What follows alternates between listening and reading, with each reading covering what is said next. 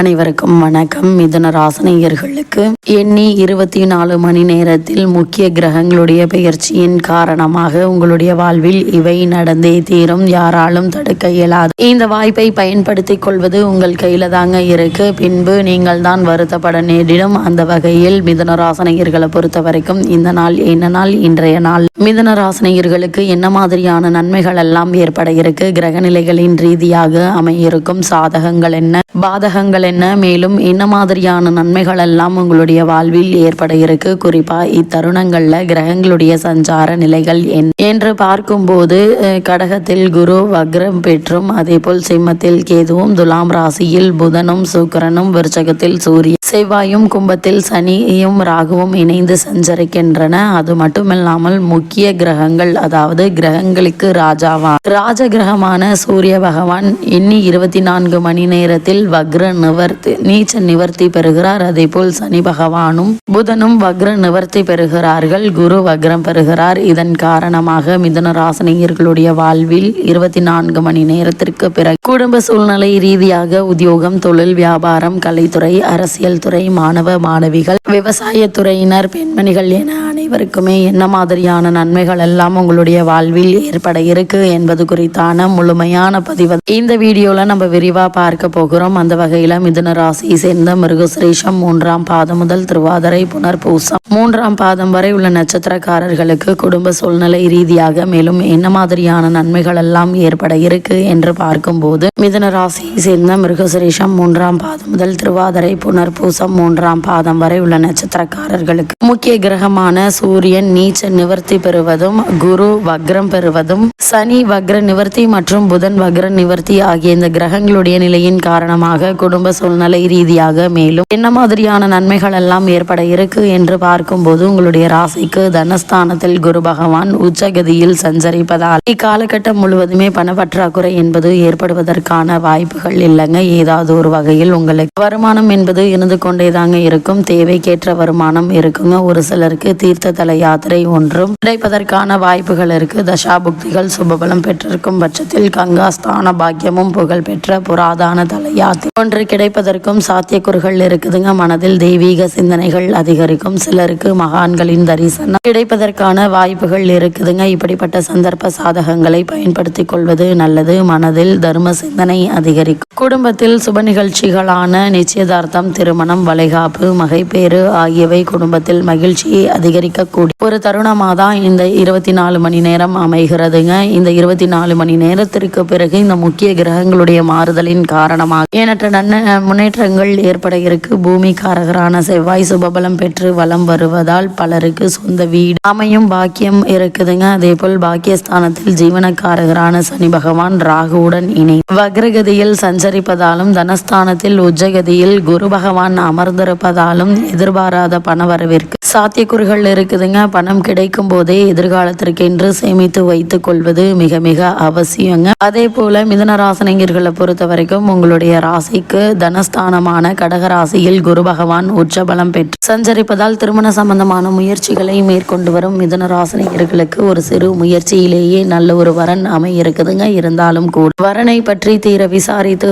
ஆராய்ந்து அதற்கு பிறகு வரனை நிச்சயிப்பது உங்களுடைய எதிர்கால வாழ்க்கைக்கு அவசியங்க. உத்தியோக காரணமாகவும் அல்லது மற்ற காரணங்களுக்காகவோ குடும்பத்தை விட்டு பிரிந்திருந்தவர்கள் ஒன்று சேர இருக்கீங்க. திருமணமானவர்கள் அது புத்திர பாக்கியத்திற்காக பல மாதங்களாக ஏன் வருடங்களாக கூட காத்திருந்தவர்களுக்கு புத்திர பாக்கிய யோகம் கிடைக்க இருக்குது. பூர்வீக சொத்து சம்பந்தமான வழக்குகள் அல்லது குடும்பத்தில் இது சம்பந்தமான சச்சரவுகள் ஏற்பட்டு வரும் பட்சத்தில் இவைக்கு ஒரு நல்ல ஒரு முன்னேற்றம் ஏற்படக்கூடிய ஒரு தருணமாக தான் இத்தருணம் அமைஞ்சிருக்குதுங்க. இப்படிப்பட்ட சந்தர்ப்ப சாதகங்களை பயன்படுத்திக் கொள்வது மிக மிக அவசியம் என்பதை கிரக நிலைகள் மீண்டும் மீண்டும் அறிவுறுத்தது. மிதுன ராசியை சேர்ந்த உத்தியோகஸ்தர்களை பொறுத்த வரைக்கும் எண்ணி 24 மணி நேரத்திற்கு பிறகு மேலும் என்ன மாதிரியான நன்மைகள் எல்லாம் உங்களுடைய வாழ்வில் ஏற்பட இருக்கு என்று பார்க்கும்போது, உத்தியோகத்துறை பெரும்பாலும் சனி பகவானுடைய ஆதிக்கத்தில் தாங்க இருக்கு. அதனால்தான் ஜோதிடக்கலை அவரை ஜீவனக்காரகன் என போற்றுகிறது. அத்தகைய சக்தி வாய்ந்த சனி பகவான் எண்ணி 24 மணி நேரத்தில் வக்ர நிவர்த்தி பெறுகிறார். ராகுடன் சேர்ந்து கும்பராசியில் வலம் வருகிறாருங்க. இதனால் மிதுன ராசினியர்களான உங்களுக்கு காரணமே இல்லாமல் மறுக்கப்பட்டு வந்த பதவி உயர்வு, ஊதிய உயர்வு, உத்தியோகத்தில் கிடைக்க வேண்டிய சலுகைகள்,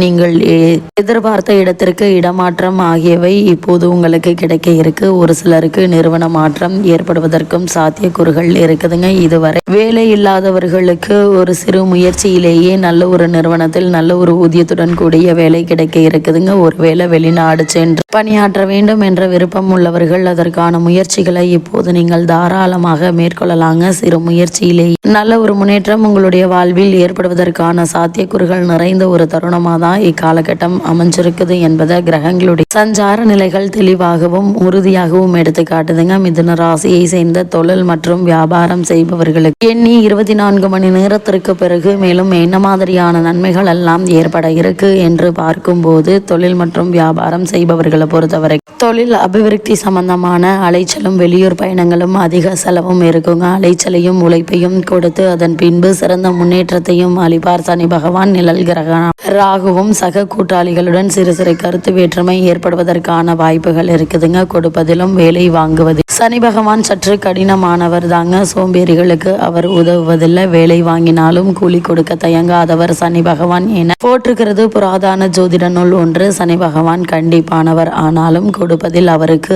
அவரே நிகர் என அந்நூல் போற்றுகிறது. அலைச்சல் கடின உழைப்பும் வெளியூர் பயணங்களும் அதிகமாக இருந்தாலும் கூட வியாபார முன்னேற்றத்தையும் லாபத்தையும் சற்று தாராளமாக அளிப்பவர் தாங்க சனி பகவான். இவ்வளவு மேன்மைகள் கொண்ட சனி பகவான் வக்ர நிவர்த்தியாவது உங்களுக்கு பல முன்னேற்றங்களை ஏற்படுத்தி கொடுக்க இருக்கு. இப்படிப்பட்ட சந்தர்ப்ப சாதகங்களை மிதுன ராசியை சேர்ந்த கலைத்துறையினருக்கு எண்ணி 24 மணி நேரத்தில் மேலும் என்ன மாதிரியான நன்மைகள் எல்லாம் உங்களுடைய வாழ்வில் ஏற்பட இருக்கு என்று பார்க்கும்போது, கலைத்துறையுடன் தொடர்பு கொண்டுள்ள கிரகங்கள் அனுகூலமாக சஞ்சரிப்பதால நல்ல வாய்ப்புகள் உங்களை தேடி வர இருக்குதுங்க. வருமானம் உயர இருக்கு. தசாபுக்திகள் சுபபலம் பெற்றிருக்கும் பட்சத்தில் வெளிநாடு சென்று வரும் சாத்தியக்கூறுகள் உள்ளத கிரக நிலைகள் எடுத்து காட்டுது. உங்களுடைய பொருளாதார நிலை சீர் செய்து கொள்ள ஏற்ற ஒரு தருணம் என்று தாங்க சொல்ல வேண்டும். அது மட்டும் இல்லாம கொடுப்பதை பாதுகாத்து வைத்துக் கொள்ள வேண்டியது உங்களுடைய கைகளில் தாங்க இருக்கு. ஏனென்றால் சற்று தாராளமாகவே பணத்தை செலவழிக்கும் பழக்கம் மிதுன ராசி அன்பர்களுக்கு உண்டு. கையில் பணம் சேர்ந்தால் போதும், கணக்கு பார்க்காமல் செலவு செய்யும் பலவீனம் உள்ளதுங்க உங்களுக்கு. அதனால் கிடைக்கக்கூடிய இந்த பொருளாதாரத்தை நீங்கள் எதிர்காலத்திற்கென்று சேமித்து வைத்துக் கொள்வது மிக மிக அவசியம் என்பதை கிரக நிலை மீண்டும் மீண்டும் அறிவுறுத்துதுங்க. மிதுன ராசியை சேர்ந்த அரசியல் துறையினரை பொறுத்த வரைக்கும் இக்காலகட்டம் முழுவதுமே சுக்கிரன் சுபபலம் பெற்று சஞ்சரிப்பதால் கட்சியில் ஆதரவு குறையாதுங்க. விருச்சிக ராசியில் சூரியன் செவ்வாய் கூட்டு சேர்க்கை ஏற்பட்டுள்ளதால் செல்வாக்கு மிகுந்த அரசு தலைவர் ஒருவருடைய நட்பு பல விதங்கள்லையும் உங்களுக்கு கிடைக்க இருக்குதுங்க. இப்படிப்பட்ட சந்தர்ப்ப சாதகங்களை பயன்படுத்தி கொள்வது மிக மிக அவசியங்க. அதே போல் மிதுன ராசியை சேர்ந்த மாணவ மாணவியரை பொறுத்த வரைக்கும் எண்ணி 24 மணி நேரத்தில் மேலும் என்ன மாதிரியா நன்மைகள் எல்லாம் உங்களுடைய வாழ்வில் ஏற்பட இருக்கு என்று பார்க்கும்போது, இதன் காரணமாக படிப்பில் சுபபலம் பெருகுதுங்க. பிற மாணவ மாணவியருடன் நெருங்கி பழகுவதை கண்டிப்பாக தவிர்த்துக்கோங்க. அப்படி இல்லைன்னா தேவையற்ற பிரச்சனைகள்ல அகப்பட்டு கொள்ள வாய்ப்புகள் உள்ளத கிரக நிலை எடுத்து காட்டுதுங்க. ஆபத்து வரும் முன் நம்மை எச்சரிக்கை செய்கிறது கிரக நிலைகள். அதே போல் விவசாயத்துறையினரை பொறுத்தவரை விவசாயத்துறை செவ்வாயினுடைய ஆதிக்கத்தில் தாங்க இருக்கு. சூரியன் சுக்கிரன் செவ்வாய் ஆகிய கிரகங்கள் விவசாயத்துறையில் ஆதிக்கம் உண்டுங்க. இத்தருணங்களை பொறுத்த வரைக்கும் விவசாயத்துறைக்கு சிறந்த